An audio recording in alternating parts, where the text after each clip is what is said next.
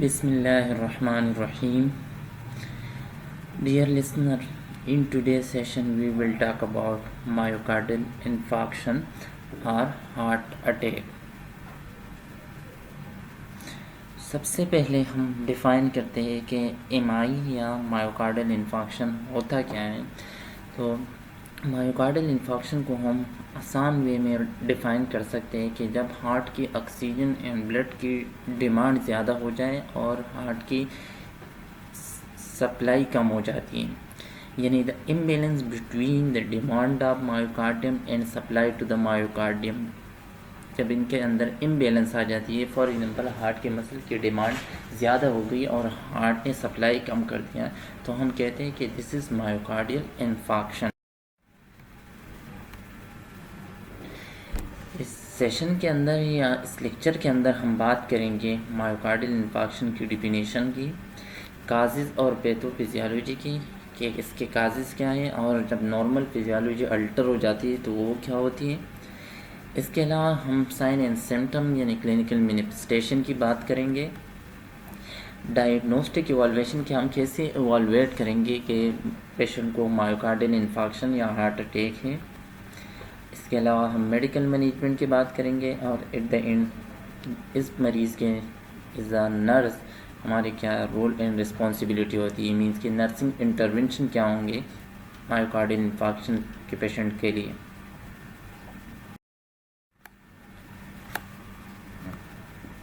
Myocardial infarction, इसको हम दूसरे अल्फाज में कहते हैं कोरोनरी ऑक्लूजन और हार्ट अटैक। मीन्स कि या तो कोरोनरी आर्टरीज वो आर्टरीज होती है जो हार्ट को ब्लड सप्लाई कर रही होती है और उसके अंदर कोई ऑब्स्ट्रक्शन ब्लॉकेज आ जाए तो उसके लूमिन या जो डायमीटर होती है वो कम हो जाती है और ब्लड की सप्लाई डिक्रीज़ हो जाती है, which leading to myocardial infarction. अगर हम डिफ़ाइन करना चाहें मायोकार्डियल इन्फाक्शन को तो refer to the process by which myocardial tissue is destroyed in region of the heart that are diffused of inadequate blood supply because of reduced coronary blood flow, a prolonged lack of myocardial oxygenation leading to necrosis of portion of the heart muscle. Simple कि myocardial infarction वो process है जिसके अंदर heart के muscle महरूम हो जाते हैं एडिक्वेट ब्लड सप्लाई से, मीन कि जितनी हार्ट की डिमांड होती है उससे ब्लड की सप्लाई कम हो जाती है। अगर ये लॉन्ग टाइम के लिए रहें ये ब्लड सप्लाई तो हार्ट की टिश्यू निक्रोस हो जाते हैं और इन द एंड वो इन्फाक्ट हो जाते हैं, डेड टिश्यू बन जाते हैं।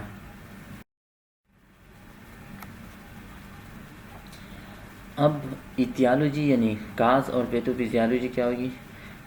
रिड्यूस ब्लड फ्लो की causes, narrowing of coronary artery owing to atherosclerosis, mean के atherosclerosis mean the hardening of the coronary artery. अगर वो हार्ड हो जाती है कोरोनरी आर्टरी तो उसकी लूमिन या डायमीटर कम हो जाती है, एक काज तो ये है।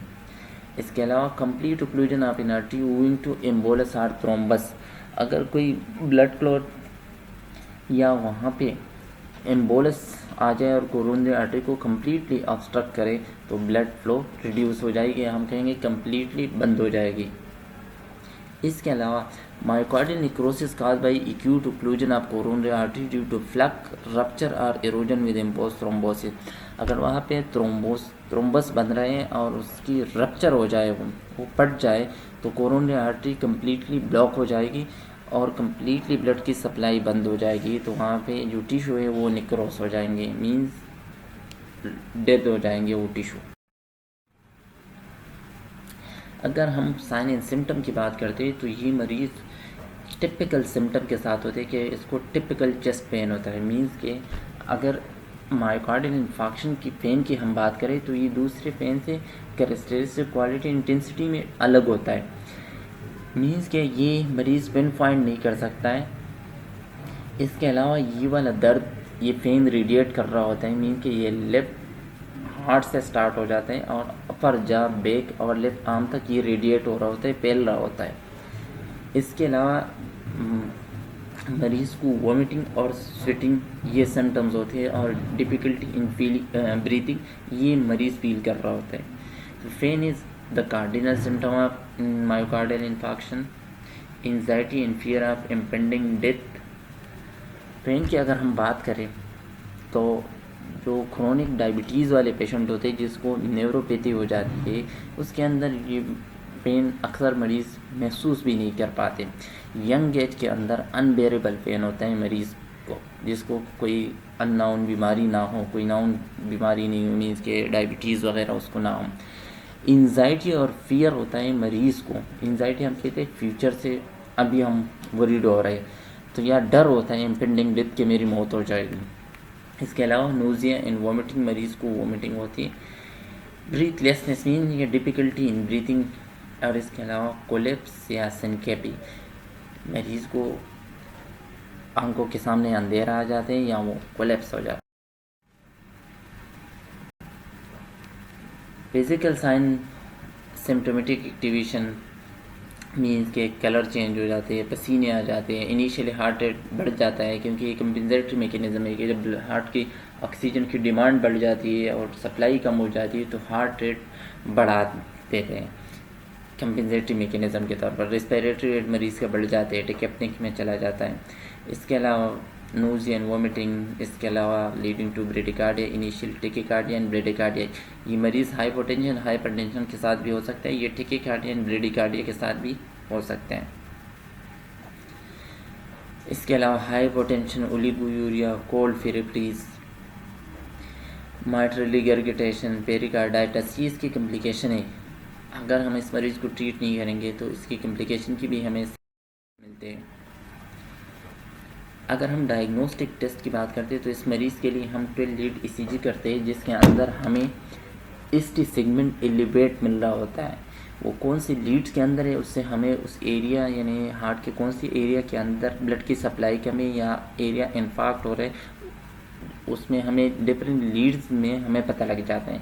फॉर एग्जांपल 2-3 एवीएफ लीड्स के अंदर अगर ईस्ट सेगमेंट एलिवेशन है तो इसका मतलब है कि पेशेंट को इंफीरियर वाल एमआई है और उसका राइट कोरोनरी आर्टरी के अंदर ऑब्स्ट्रक्शन है, तो हम इस मरीज़ के लिए ईसीजी करते हैं।